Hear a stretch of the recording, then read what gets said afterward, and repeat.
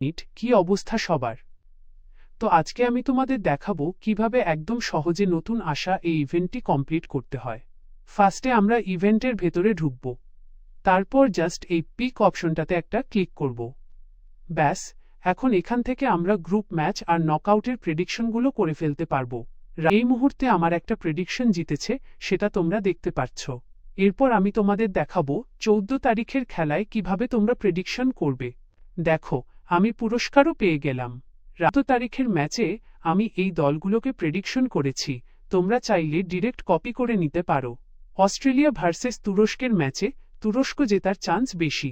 রাত 12:47, রাত 1:14।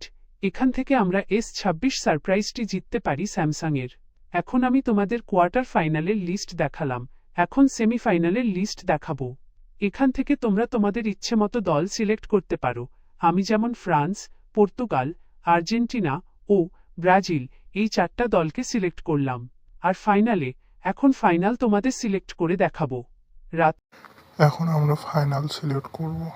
এর ফাইনালে আমরা ফ্রান্স ও পর্তুগালকে ডাকবো।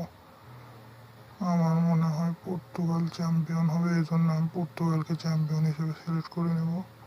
তোমরা তোমাদের ইচ্ছা মতো চ্যাম্পিয়ন সিলেক্ট করে টিম নতুন করে সাজাবে, এতে কোনো